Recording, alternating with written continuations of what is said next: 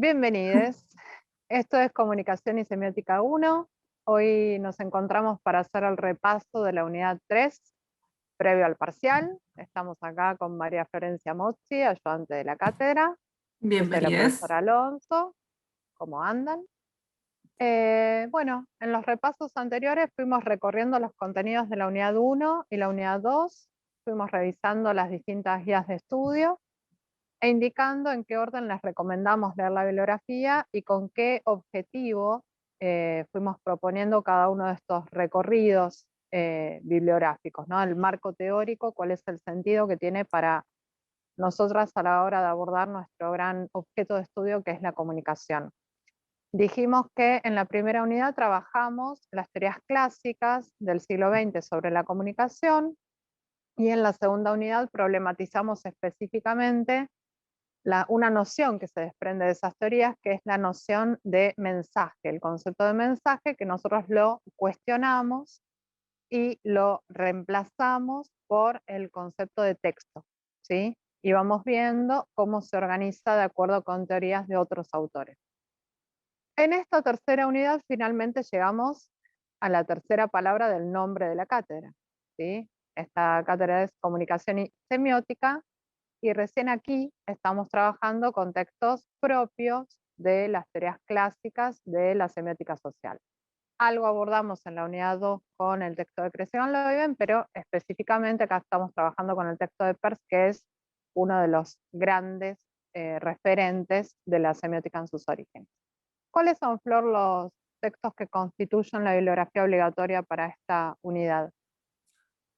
Los dos principales son Saussure y Peirce, y después también tenemos a Bakhtin y Verón. Bien. Nosotros trabajamos en clase con el texto de Saussure y el texto de Peirce. Saussure como padre de la semiología, digamos, un autor que trabaja el estudio de la comunicación, si quieren, ya que estamos tomando la comunicación como punto de partida, pero reducida a la idea del lenguaje, ¿sí? Específicamente lo que aborda es la noción de lenguaje, lo separa en lengua y habla, es decir, aquello que sería estático en el caso de la lengua y aquello que es dinámico por el uso en el caso del habla. Él se queda con la lengua y a partir de allí trata de ver cuál es la mínima unidad de la lengua a través de la cual se pueden fijar los significados, digo bien.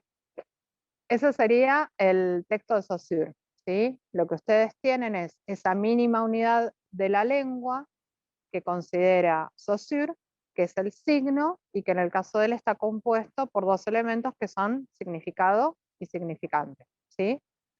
Cuando leen ustedes el texto de Peirce, lo que se encuentran es un autor que no trabaja con esa reducción, no trabaja la noción de comunicación reducida al lenguaje, separado en lengua y habla, y quedándose con la lengua como hace Saussure, sino que en realidad, como a él lo que le interesa no es el significado, es ampliar la mirada y ver todas las operaciones a través de las cuales se construye no solo el significado, sino específicamente el sentido a la hora de comunicarse. Por eso, cuando él habla de una mínima unidad, ¿sí? Con un signo, ¿sí? Una mínima expresión de lo que sería aquello que nosotros intercambiamos a la hora de comunicarnos, no está pensando en ese pequeño signo de Saussure, sino que está pensando en una conexión entre ese representamen, que sería similar, equivalente al signo de Saussure, y el objeto real al que designa a través del interpretante, la capacidad que tenemos las personas de hacer signo, de significar, ¿sí? Aquello que nos caracteriza como personas, plantea Peirce, es justamente la capacidad que tenemos de hacer signo con la realidad.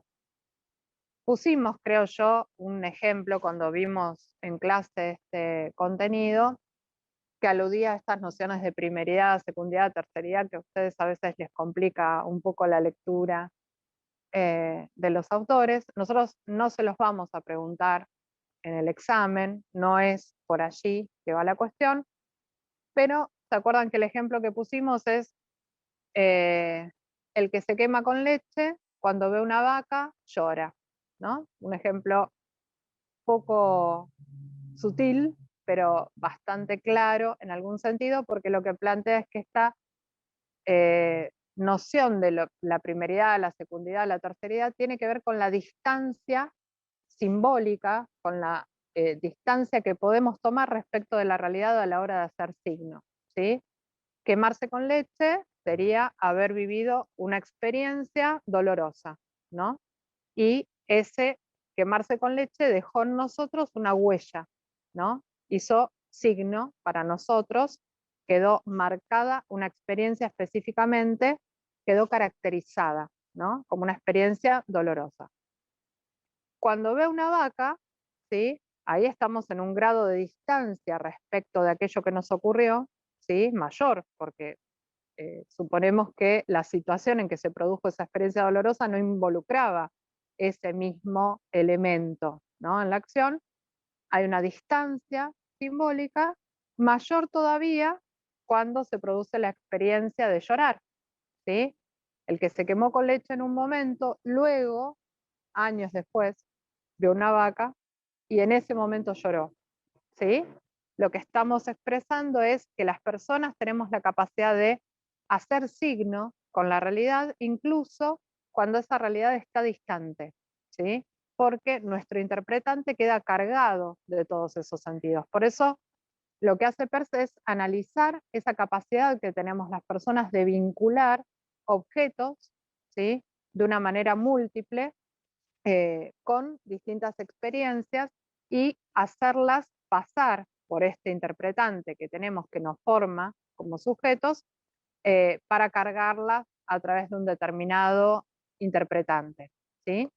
El texto de Verón, que ustedes tienen referenciado en la bibliografía, lo que hace es tomar esta idea del signo de 3 elementos, ya no de 2 como teníamos en el caso de Saussure, y pensar a partir de allí una red infinita de signos. Esto es, que el mismo objeto puede ser el disparador a través de otros interpretantes de otros representámenes, ¿sí? Y a su vez, un mismo representamen para distintas personas puede aludir a objetos diferentes. Lo que decimos siempre, cuando yo propongo la idea de árbol, cada uno de nosotros tiene una imagen mental, lo diría Saussure, pero lo podemos usar también en este caso, diferente, ¿no? Para cada uno de nosotros, la experiencia carga de manera distinta todo aquello que forma parte de nuestra capacidad de hacer sentido a la hora de comunicarnos. Por otro lado, teníamos el texto de Bakhtin, que lo que plantea es la capacidad que tenemos las personas de ir adaptándonos en la comunicación a distintas situaciones, a distintas circunstancias, y específicamente a distintas esferas, a distintos contextos comunicacionales, que Bakhtin denomina esfera de la praxis, que van a terminar de definir determinados tipos de textos, ¿sí? Con una condición de previsibilidad relativamente estable, ¿sí? Tanto a nivel de la producción como de la recepción, y a eso lo llama géneros discursivos. ¿Por qué nos interesa esa definición que hace Bakhtin? Más allá de que no la trabajamos específicamente en clase. Porque lo que considera es que no hay acto comunicacional que sea ajeno al contexto, ¿sí? Y no hay acto comunicacional que no esté produciendo sentidos incluso de una manera inesperada o de una manera no prevista por los sujetos que están involucrados en el acto comunicacional. Porque en definitiva, toda situación de comunicación está en un contexto instituido de una manera particular, ¿sí? Y la institución se hace presente a través de esas marcas de género.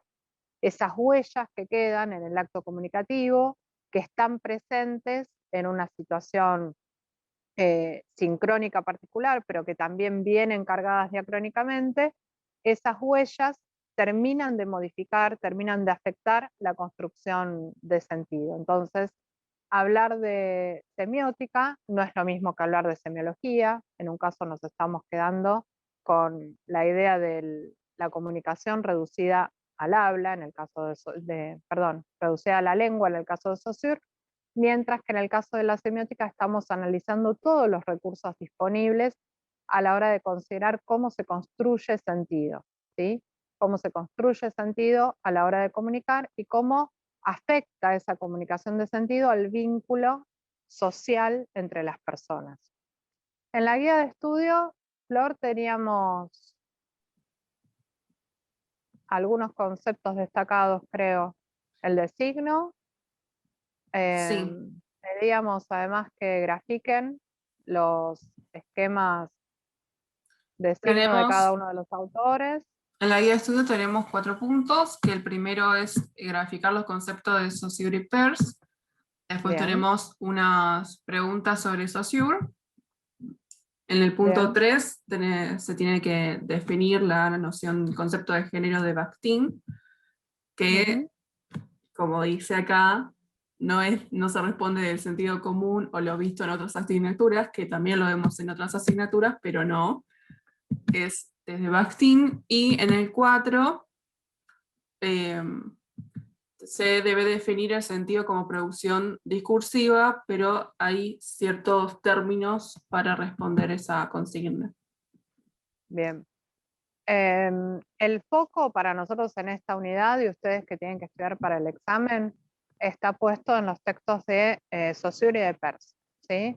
Básicamente que ustedes puedan graficar cada uno de los dos esquemas de signo que proponen los autores, que puedan caracterizarlo, ¿sí? Cuáles son las características del signo de Saussure, que es algo que tienen desarrollado, como decía Flor, en la guía de estudio, desde dónde se realiza ese abordaje y que también puedan en algún sentido tensionarlos, compararlos, porque justamente la idea es que puedan entender esta relación asimétrica que podemos encontrar entre los autores, ¿no? Que no hay nociones de signo equivalentes.